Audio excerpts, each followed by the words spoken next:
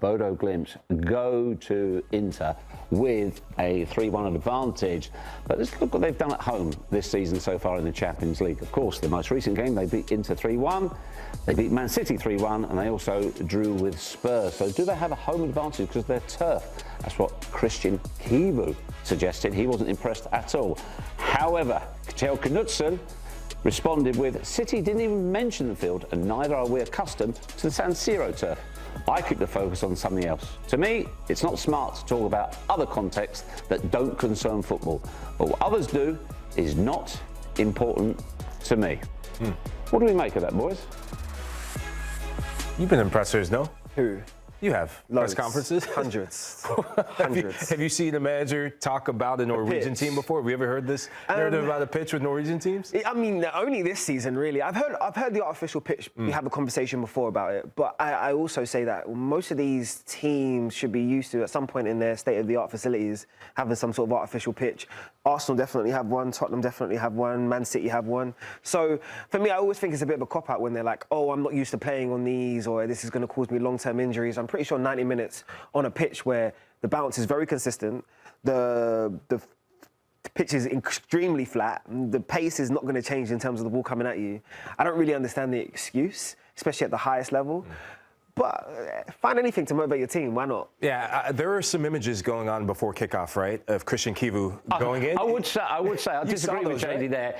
It's not a good artificial pitch. I was going to say. It looked like they've grown the grass on it. Did you see Chivu picking it up like this, like carpet? Yeah, it was like that. So it was a poor artificial pitch. But then I'll ask you both the same question. Did both teams play on it? Yeah, they really did. And I think ultimately... the argument is one plays on it more regularly. Yeah. That's the argument. Yeah. I think ultimately you use whatever advantage you have to your benefit, right? Because you could also go and say that Bodø aren't playing that many matches. And I know as a footballer, as a former footballer, you lose rhythm when you're not playing. But this Bodø side are picking up momentum and picking up rhythm. So there's something to it about what they're doing. Take nothing away, Jeff, from the fact that this is a good football team. They deserve to be exactly where they are. And I'm just done and sick and tired of excuses and people trying to discredit them. OK, give us 3 reasons why you think Bodø can finish the job. Yeah, look, I know a lot of people still don't believe this tie is done, but these are the 3 things that I think Bodø need to do to make sure this tie is done and dusted. And number 1 is defending crosses and set pieces. Inter, not Arsenal, are the best set-piece side in all of European football right now, right? In the Champions League, they're getting set-piece goals and set-piece opportunities. And it's at the back post that really concerns me when Bodø are away from home. I went back and watched the match against Atleti. The goal that Sorloth scores comes at the back post. Borussia Dortmund, the 2 goals that Bodø give up comes with the initial pass coming at the back post. So they are vulnerable there, and that's why their goalkeeper, Nikita Häkkinen, has to play the game of his life, right? He's done well away from home. He's been outstanding in the Champions League. He's my player to watch on the defensive end. The biggest threat for Bodø Glimt has been third man running. We did the breakdown. You did the breakdown, Jeff. You came in and you pointed out a really, really good point, which was they love to make the extra pass.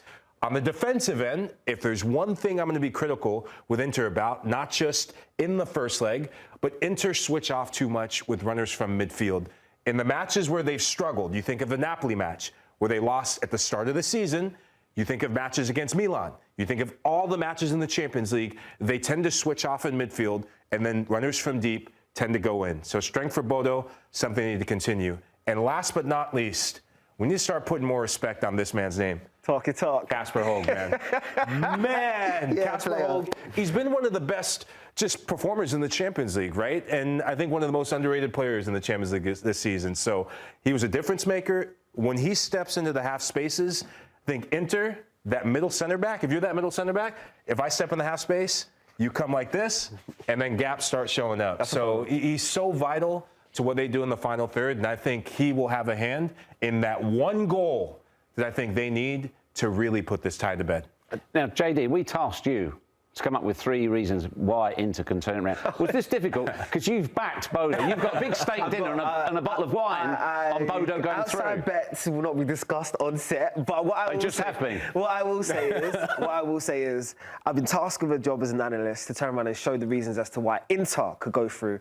And so I'm going to turn around and do this. The first thing I want to see is the San Siro crowd tonight. That means I need a tackle, I need a pressing, I need a chance, I need something that in the first 5 to 10 minutes that's going to show me the pace is here. You're engaged, which most importantly gets the crowd engaged. Because respectfully to the Bodø Glimt fans and to the players as well, what they haven't been in is that type of atmosphere before, in terms of that level of intensity with that much pressure on their shoulders. Now, that's what's going to make a big difference, because Inter should be used to this. This should be, what do they call it? Bread and butter to them, right? They should be normal, it should be in normal proceedings, and they should understand that we are the favourites, we do have the better team on paper, the better value, so we should go through. I love this relationship. Shout out to my boy Mike Lahoud, who really was the first person to really highlight to me as to how good Esposito could be, but then I'm loving the fact that Thuram now is growing into his own. He's going to have a level of responsibility tonight with the absence of Lautaro. So keeping those two up top is going to be familiarity, especially off the back of the weekend. I want to see what they can do to build off of there. Shout out to my producer, Breeze, because he would turn around and be smiling right now with those two up top. And the most important thing, don't worry about conceding. I know that goes against every Italian principle, right? In terms of what are we talking about? Don't worry about what's happening in the other end. You need to worry about going forward. I want to see attacking midfielders in the midfield. In that 3-5-2 that they play, I want to see 2 attacking midfielders, players that can pass in between the lines, players that aren't scared to make the third man run. You need as many attacking players on the pitch as possible, because you need to create the momentum. You need to start the comeback. And more importantly, if you are going to pull it off, you need to score some goals. And you need to definitely outscore Bodø, because they probably will score tonight. Yeah. I'm giving that away already. What I've seen from them in the Champions League, they probably will score. But what you need to worry about is scoring more than them.